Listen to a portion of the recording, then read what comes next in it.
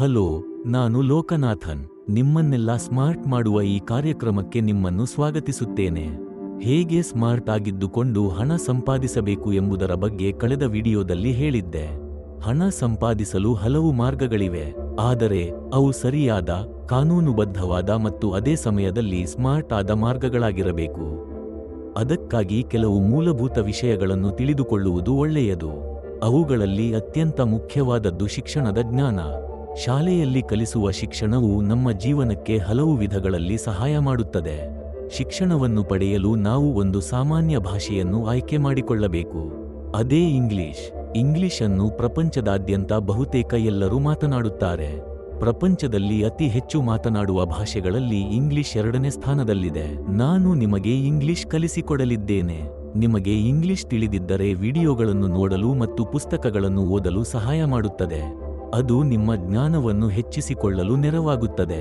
ಇದೇ ಒಂದು ಭಾಷೆಯನ್ನು ಕಲಿಯುವ ಸರಿಯಾದ ಮಾರ್ಗ. ನಾನು ನಿಮಗೆ ಇಂಗ್ಲಿಷ್ ಭಾಷೆಯನ್ನು ಹೇಗೆ ಕಲಿಯಬೇಕು ಎಂದು ಹೇಳಲಿದ್ದೇನೆ. ಈ ಭಾಷೆಯನ್ನು ಕೇವಲ 30 ನಿಮಿಷಗಳಲ್ಲಿ ಕಲಿಯಬಹುದು. ಇತರರು ಇಂಗ್ಲಿಷನ್ನು 30 ದಿನಗಳಲ್ಲಿ ಕಲಿಸುತ್ತೇವೆ, 6 ತಿಂಗಳಲ್ಲಿ ಕಲಿಸುತ್ತೇವೆ ಎಂದು ಹೇಳಿ ಅತಿ ಹೆಚ್ಚು ಫೀಸ್ ತೆಗೆದುಕೊಳ್ಳುತ್ತಾರೆ. ಕೆಲವರು ಆ ಕಡೆ ಹೋಗುತ್ತಾರೆ. ಆದರೆ ಎಲ್ಲದಕ್ಕೂ ಒಂದು ಅತ್ಯುತ್ತಮವಾದ ಮಾರ್ಗ ಇರುತ್ತದೆ. ನಾನು ನಿಮಗೆ 30 ನಿಮಿಷಗಳಲ್ಲಿ ಇಂಗ್ಲಿಷ್ ಕಲಿಯುವುದನ್ನು ಕಲಿಸಿಕೊಡಲಿದ್ದೇನೆ. ಇದು ಒಟ್ಟು 30 ಭಾಗಗಳನ್ನು ಒಳಗೊಂಡಿದೆ. ಪ್ರತಿ ಭಾಗವು 1 ನಿಮಿಷದ್ದಾಗಿರುತ್ತದೆ. ಈ ರೀತಿಯಾಗಿ ಸುಲಭವಾಗಿ ಇಂಗ್ಲಿಷ್ ಕಲಿಯಬಹುದು. ಈ ಪ್ರಪಂಚದಲ್ಲಿ 193 ದೇಶಗಳಿವೆ.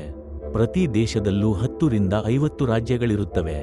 ಅಮೆರಿಕ ಎಂದರೆ 50 ರಾಜ್ಯಗಳು ಮತ್ತು ಭಾರತ ಎಂದರೆ 28 ರಾಜ್ಯಗಳನ್ನು ಹೊಂದಿವೆ. ಸರಾಸರಿಯಾಗಿ ಒಂದು ದೇಶದಲ್ಲಿ 10 ರಾಜ್ಯಗಳಿವೆ ಎಂದು ಅಂದುಕೊಂಡರೆ 193 10 = 1930, ಅಂದರೆ ಸರಿಸುಮಾರು 2000 ಎಂದು ಇಟ್ಟುಕೊಳ್ಳೋಣ. ನಾನು ಒಂದು ಮೊಟ್ಟೆಯನ್ನು ಎಗ್ ತೋರಿಸಿ ಇದು ಏನೆಂದು ಕೇಳಿದರೆ ಅದಕ್ಕೆ 2000 ರೀತಿಯ ವಿಭಿನ್ನ ಉತ್ತರಗಳು ಬರುತ್ತವೆ. ಅಂದರೆ ಪ್ರತಿ ರಾಜ್ಯದಲ್ಲೂ ಮೊಟ್ಟೆಗೆ ತನ್ನದೇ ಆದ ಪ್ರತ್ಯೇಕ ಹೆಸರಿರುತ್ತದೆ. ಸಾಮಾನ್ಯವಾಗಿ ಮೊಟ್ಟೆಗೆ ಇಂಗ್ಲಿಷ್ನಲ್ಲಿ ಎಗ್ ಎಂದು ಕರೆಯುತ್ತಾರೆ ಎಂದು ತಿಳಿದಿದ್ದರೆ ನೀವು ಯಾವುದೇ ದೇಶದಲ್ಲೂ ಇಂಗ್ಲಿಷ್ ಮಾತನಾಡಿ ಯಶಸ್ಸು ಸಾಧಿಸಬಹುದು. ಬನ್ನಿ, ಇನ್ನು ನಾವು ಮುಖ್ಯ ವಿಷಯದ ಸಬ್ಜೆಕ್ಟ್ ಒಳಗೆ ಹೋಗೋಣ. ಇಂಗ್ಲಿಷನ್ನು ವೇಗವಾಗಿ ಮತ್ತು ಸ್ಮಾರ್ಟ್ ಆಗಿ ಓದುವುದನ್ನು, ಹಾಗೆಯೇ ವೇಗವಾಗಿ ಮತ್ತು ಸ್ಮಾರ್ಟ್ ಆಗಿ ಮಾತನಾಡುವುದನ್ನು ಕಲಿಯೋಣ.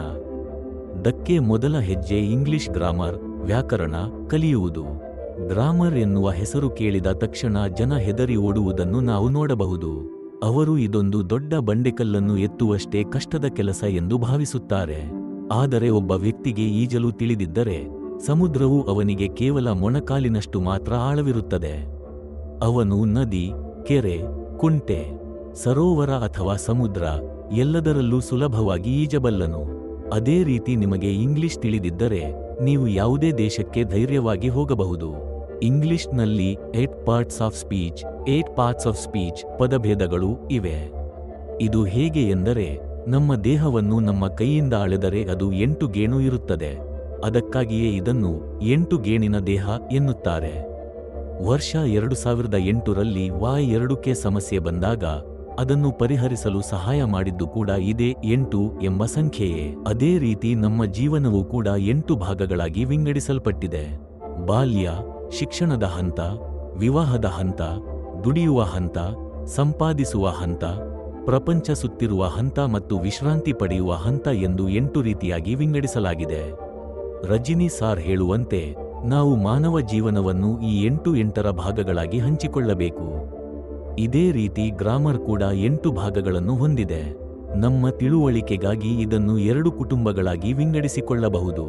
ಮೊದಲ ಕುಟುಂಬದಲ್ಲಿ 4 ಜನ, 2ನೇ ಕುಟುಂಬದಲ್ಲಿ 2 ಇದ್ದಾರೆ ಮತ್ತು ಇನ್ನು 2 ಪ್ರತ್ಯೇಕವಾಗಿ ಇರುತ್ತಾರೆ.